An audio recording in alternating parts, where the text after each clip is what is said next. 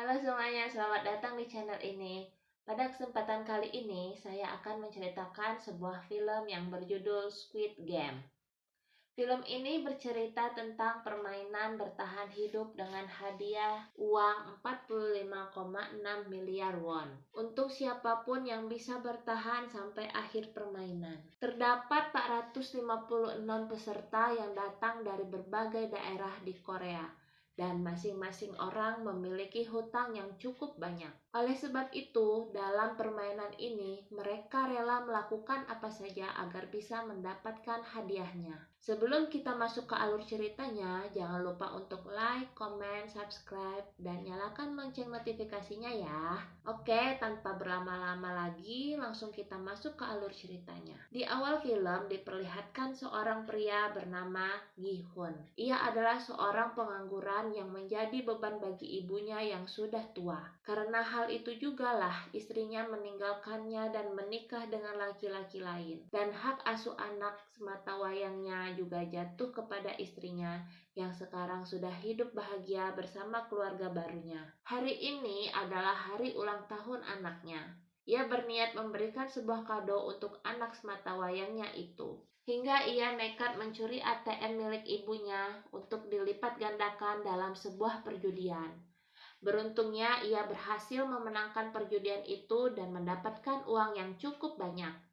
Namun, begitu keluar dari tempat judi itu, ia langsung dikejar oleh para rentenir yang ingin menagih hutang kepadanya. Melihat para rentenir itu, ia pun segera kabur untuk menyelamatkan uangnya. Namun sayangnya ia tertangkap dan ia mencoba bernegosiasi untuk membayar separuh hutangnya terlebih dahulu. Namun saat ia memeriksa sakunya, seluruh uangnya sudah hilang. Lalu ia teringat dengan kejadian saat dirinya menabrak seorang wanita, dan ternyata wanita itu telah mencuri semua uangnya. Karena ia tidak bisa membayar hutangnya, rentenir itu pun memaksa Gi-hun untuk menandatangani sebuah kontrak yang berisi bahwa jika ia tak bisa membayar semua hutangnya dalam waktu dekat, maka organ-organ tubuhnya akan diambil dan dijual oleh rentenir itu. Di hari itu pun ia merasa gagal membuat anaknya bahagia di hari ulang tahunnya. Di tengah keputusasaannya itu, tiba-tiba seorang pria menghampirinya dan memberikan sebuah tiket masuk ke dalam sebuah permainan. Pria itu berkata kepadanya, jika ia berhasil menyelesaikan permainan di sana, maka ia akan mendapatkan uang yang sangat banyak. Mendengar hal itu, ia pun langsung tertarik dan mengikuti permainan itu. Singkat cerita, Gi-hun dan orang-orang lain dijemput menggunakan sebuah mobil. Di dalam mobil, mereka pun dibius untuk menjaga kerahasiaan tempat permainan tersebut.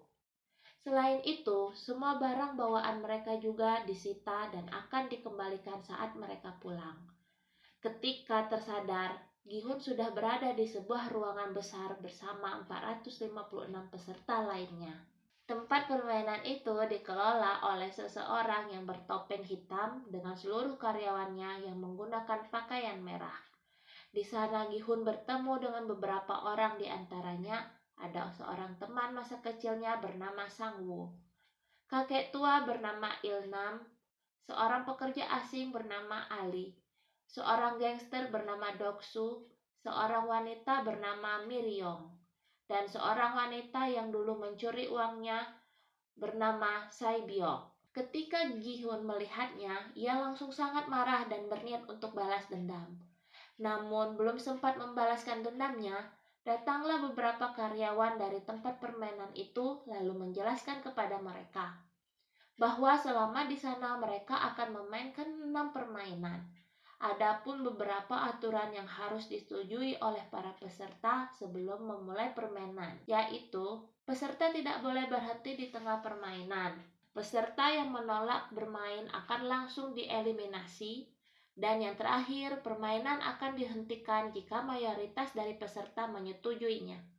Setelah menyetujui semua peraturan itu, para peserta diarahkan ke ruangan berbeda untuk memulai permainan yang pertama.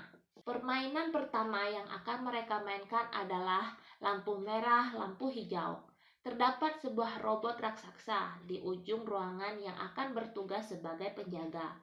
Saat sang robot berkata lampu hijau, para pemain diperbolehkan untuk berlari secepat-cepatnya agar mereka bisa segera sampai di garis finish sebelum waktunya habis.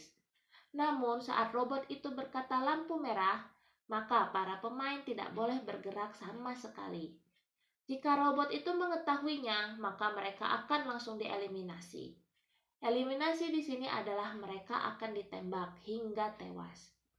Karena hal itu, para peserta pun terkejut dan mulai berlarian di arena permainan.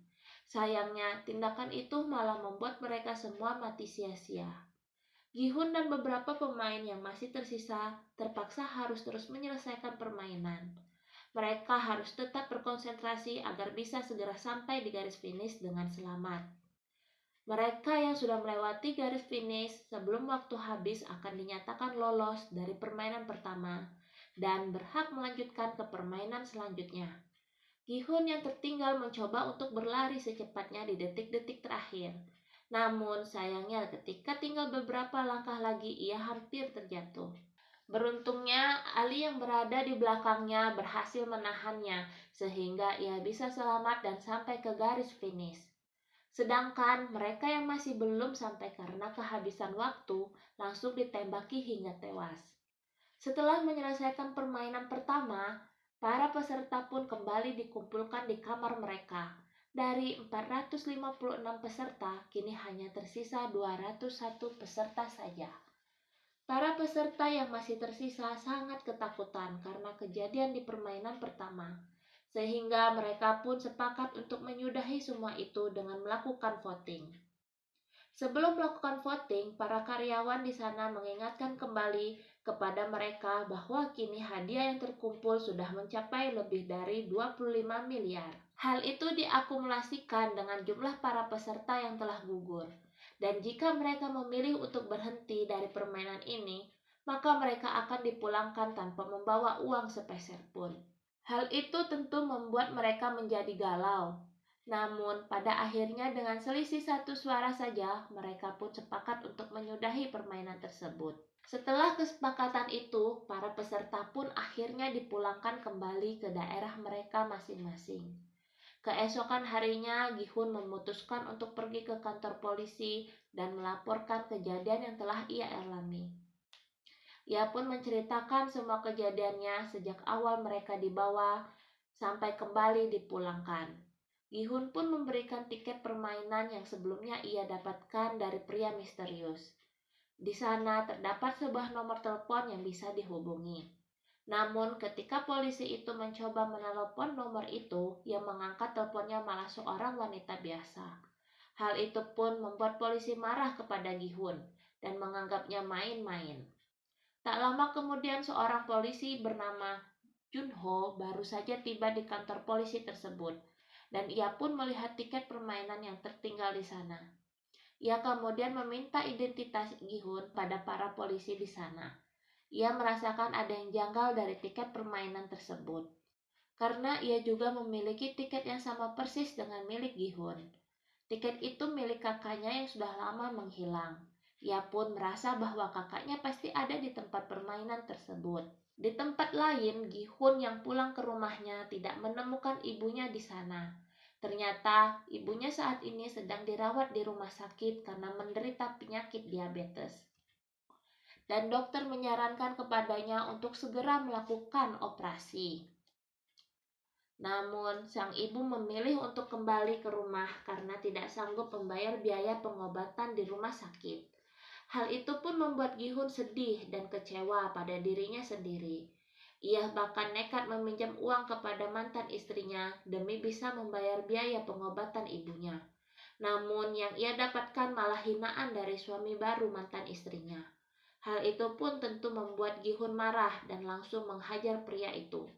Kini Gihun pun sadar bahwa apa yang dikatakan oleh karyawan di tempat permainan itu benar. Karyawan permainan itu mengatakan bahwa dunia luar jauh lebih kejam dari apa yang terjadi di dalam sini.